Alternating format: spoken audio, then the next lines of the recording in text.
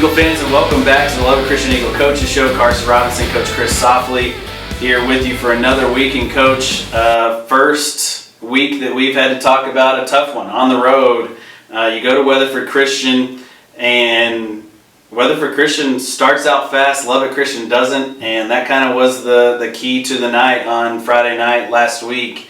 Tough road trip, and now you've got to figure out a way to reset and get back in it versus a tough TK Gorman squad coming up this week. Yeah, no doubt. I think our districts seems to be pretty even, and certainly with the amount of travel you do, you know, we're thankful that we have a neutral site game versus TK Gorman, so we're only traveling 3.5 or 4 hours instead of 8. So thankful for that, but this stretch run here, week 6 through 8, it's tough on everybody. There's some fatigue that goes into it. There's some injuries. There's some sickness, and it's really just about who's tough, who responds well. And I didn't do a good job. On Friday night we did not play our best football, and that starts and stops with the head coach. And so we'll have some things to fix. Hopefully we've already fixed a couple of them. I know we've addressed them, but hopefully we fixed them. So we need to move forward, and the goals don't change. Our desire to represent, a higher calling bigger than ourselves, and to give of ourselves to something worthy with a kingdom mindset, that stuff doesn't change. But we need to block and tackle better than we did, and I need to do a better job preparing our team. So that's where we're at. Yeah, and Weatherford Christian, we talked about it going into the game.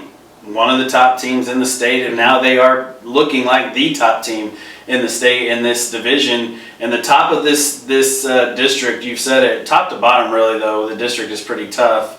But the top 3 teams right now, Weatherford Christian, Munster Sacred Heart, and ourselves, we played both of those 2 teams back to back, and you got to see the best of the best. And Weatherford Christian showed that they are probably the best team in the district on Friday night, and McCoy played really great at quarterback, and we went from one good quarterback in Straczynski the week before to McCoy. A little bit different in style of how they run the football, but McCoy did such a good job on the read option, made it tough for us, and then Bork and the other Cogdell, the other weapons they had were just as good on the flip side of that.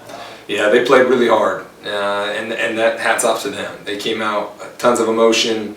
They played hard through 4 quarters, and McCoy was fantastic in the open field. Yeah. Basically the game comes down to a game of inches, and he made us miss on those inches and converted on a lot of money downs that we did not. And so we've got some things to look at. We're a disciplined team. We're a disciplined ball club. We're a max out, try hard type of team. But we just didn't represent some of those facets on Friday night, and Weatherford gets and should get a ton of credit for that in the same way that Munster did from the troubles that they gave us on Friday night. Yeah. Now we'll go play a TK Gorman team that has 2 really tough physical O&D linemen that can change a game, and they have a 1,000-yard running back. I mean, we're not that many games into the season. Yeah. He averages 10.1 yards per attempt. He is a fantastic running back. As if we haven't played enough difficult rushing attacks already. But thank you, Lord, for it, because we got to show that we have the mettle to get that stuff done, and we know we do. We love the kids in that locker room, and we just need to show it on Fridays and now Saturday at 2 p.m. But the challenge will be is, can we stop the run? And that's Tyler Bishop Gorman, TK Gorman, for those of you that have followed TAPS football for a long time. Been a while since Lubbock Christian has played him. I think the last time we played him was in the playoffs in 2001, if I'm not mistaken. Okay. That was a trip all the way to Tyler Gorman, if I'm not mistaken, on that one too. But Lubbock Christian will look to get back in the winning ways of things, and that will be at Buckaroo Stadium in Breckenridge, Texas. Really cool football stadium. It's one of those stadiums that there's a list of Texas high school football stadiums that are on anybody's mind. Buckaroo Stadium is one of those that you can check off the bucket list, so that kind of helps us this year. Yeah, I feel better about that. Yeah, it's a really cool football stadium. They even added a video board this year too, so they got a scoreboard in each end zone. That's nice. It'll be better than not having play clocks in either end zone last week. But you get what you play with. In this division, sometimes not having to go on the road 8.5 hours, that's huge too. But this team, I feel like even with an 8.5-hour trip, if it would have been this week, you would have been ready because of all the travel that you had to do. And that's kind of what the culture around here, what we do, is built upon. Don't worry about the things you can't control. Live in what you can control. And that happens to be what we can do on the field on Friday nights and then or on Saturdays, and what we do off the field as well. No, and I think it's true to our boys and their maturity, and we're no strangers to the temptations to do things man's way. And what I mean by that is there's sometimes I'd love to motivate our locker room out of pride, anger, rivalry. There are a lot of times that I've got to take every thought captive and realize, that this is not coming from a good spot, and I need to check my heart. But what I can tell you is when we do things right, it's going to pay off in the end. And we're here, October or whatever it is, and it feels a little frustrating, and we're a little disappointed, but the truth of the matter is we're still extremely grateful. We believe in these kids and we believe in these coaches. This is a special team. I'm thankful to be a part of it. And we're going to continue to do things the right way, and that's going to give us the best chance through 4 quarters to come out on top. And I think it's the same thing on Saturday. Whether it's a home game or an away game, great opponent or a tough or a weak opponent, we feel like we're going to bring it. And we stubbed our toe a little bit, and we've got to own that, but we will fix it. And whenever you have a game like this, as a frustrating loss on the road to a good football team, it's something where you're still dealing with 14 to 17-year-old kids. At the end of the day, they're disappointed. They know that they could have played better maybe.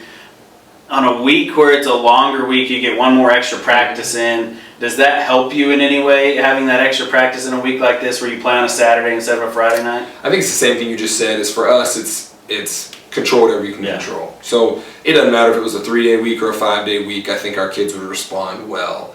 And we're going to enjoy the extra day. We're going to take some time off. We're going to have a team meal. We're going to enjoy being kids and fathers. But come Saturday, they'll be ready. And again, we're not in a rush to get out there and try to wash that taste out of our mouth. You hear that a lot. We told the kids we don't want to be that. When you get hit, when you get knocked down, we want to stay down for just a second, and we want to reevaluate what got us here.